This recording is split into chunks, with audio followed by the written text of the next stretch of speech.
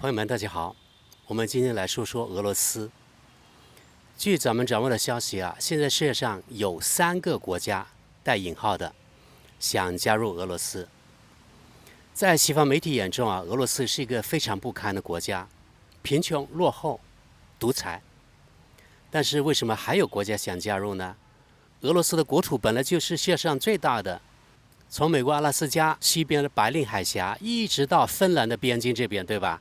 国土面积相当于中国2倍，可是即使这样，还是有其他国家或地区的人想加入俄罗斯。我们现在按时间先后来说，我们看地图，在这个地球上有个叫格鲁吉亚的国家，这个国家拼起来的方法与美国的一个州 Georgia 佐治亚州是一样的，据我所知啊。但是呢，格鲁吉亚这个国家在哪里呢？它是原苏联的加盟共和国。后来苏联解体，它就自然而然地宣布独立了。这个国家呢，在黑海和里海之间。我们看地图啊，在土耳其的东北边。2008年的时候，俄罗斯还跟格鲁吉亚干了一仗，格鲁吉亚战败。同时，格鲁吉亚有2个地区，他们分别是西北部的阿布哈茨和北部的南奥塞梯，他们纷纷宣布独立。俄罗斯承认了。先后承认的还有世界上大概4、5个国家，中国没有承认。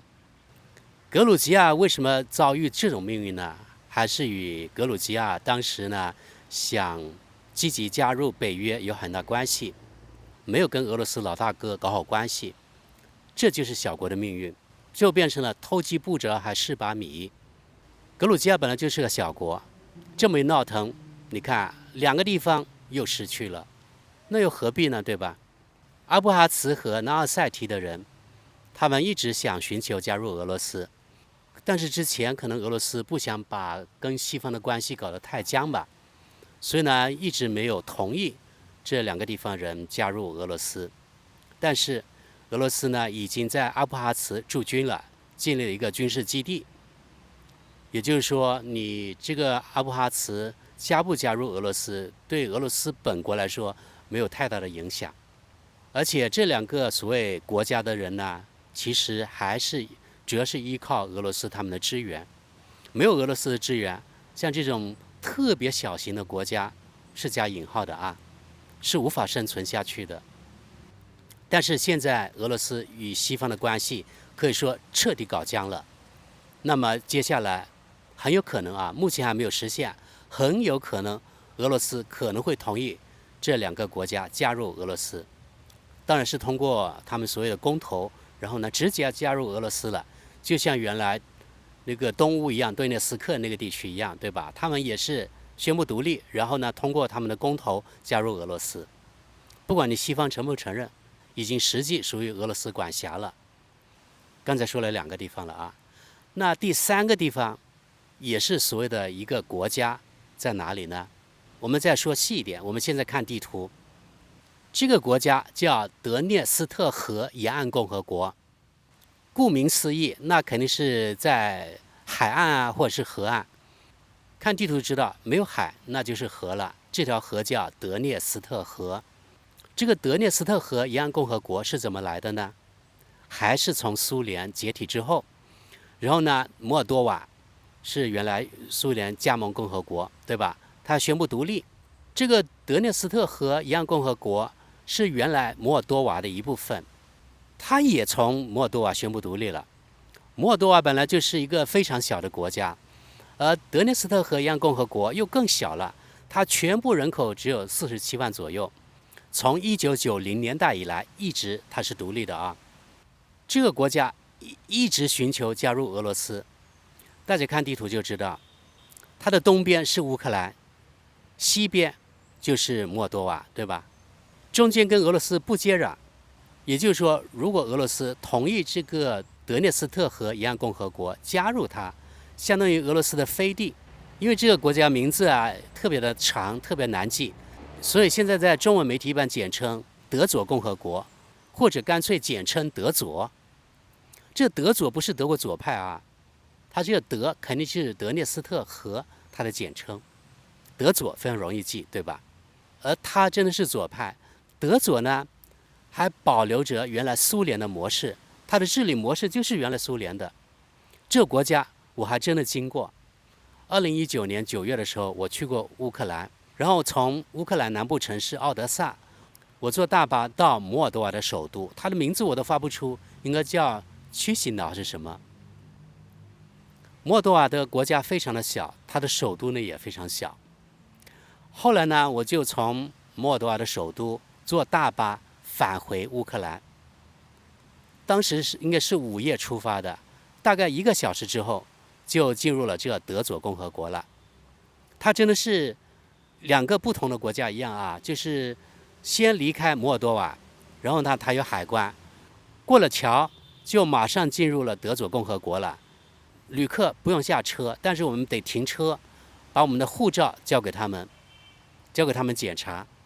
他们收走我们的护照之后呢，大概停留了15分钟到20分钟左右，他们的人又上来了，然后呢把护照一个一个交到我们手中。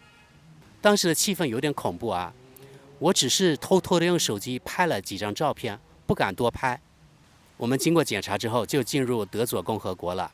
当时特别的黑，比较好奇啊，我就尽量看，有灯光的地方我就看。当时看的它一些可能是政府部门的那个建筑上面挂了那种所谓的国徽吧，还有那个锤子啊、镰刀的，就是原来苏联或者是共产主义的那种标志。它的治理刚才前面说了，还是共产主义那套，也是计划经济，应该是它也是比较贫穷的，完全是靠俄罗斯的支援。所以呢，这个国家它独立之后呢，过得比较艰难，这也是呢他们想加入俄罗斯的原因吧。原来俄罗斯没有答应，也是为了照顾一个是乌克兰他的感情，照顾摩尔多瓦的感情，另外一个呢也是照顾北约，照顾西方。因为俄罗斯之前一直想跟西方搞好关系，也就是说跟欧洲呀、跟美国、跟北约搞好关系，不用那么僵，所以呢没有答应这个德佐加入俄罗斯。但现在情况完全不一样了，通过2年多对乌克兰发动的所谓特别军事行动之后，我觉得只要现在德佐共和国想加入俄罗斯，这应该是顺理成章的事情。因为对俄罗斯来说，还有对德佐来说都有好处。特别是对俄罗斯，加入之后，俄罗斯可以到德佐驻军了，对吧？建立军事基地，甚至呢布置核导弹。德佐如果真的加入俄罗斯，那么对乌克兰来说是一个非常巨大的损失，对摩尔多瓦当然也是损失，因为今后俄罗斯可以用德佐来死死掐住乌克兰的咽喉，同时把德佐当成一座堡垒。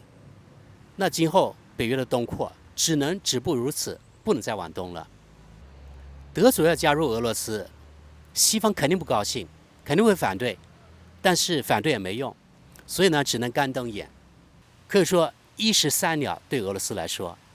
现在德佐已经是俄罗斯的势力范围，但是我相信呢，今后应该有很大的概率，可能俄罗斯会接纳德佐加入。今后可以从乌克兰的东南部，比如说克里米亚，还有乌东，以及从乌克兰的西南部，也就是德佐，死死的左右把这个乌克兰把它夹击。今后俄罗斯可能会把奥德萨这一大片沿海地区把它拿过来。如果乌克兰今后不灭国，那只剩下基辅这一带以及呢跟波兰接壤这一带了，真的是彻彻底底的内陆国。另外，如果德佐加入俄罗斯，那就变成了俄罗斯能够死死掐住乌克兰的咽喉。所以朋友们，接下来一段时间，我相信呢这个地缘政治的大戏好戏还在后头，非常的精彩。到底会怎么样呢？会不会像我们想象的那样，到时德佐顺利加入俄罗斯？我们拭目以待。不过从我个人感情来说，我是希望德佐加入俄罗斯的，因为我觉得啊，这些年来，以美国为首的西方，以美国为首的北约，以美国为首的欧洲，太嚣张了。所以呢，俄罗斯真的要用德佐来狠狠地打脸西方这些国家。而且我觉得也是对西方国家嚣张的一种报应吧，真的我相信报应。好了，那接下来到底会怎么样发展呢？是不是像我们希望的那样呢？我们拭目以待。好，非常感谢大家，我们下期见。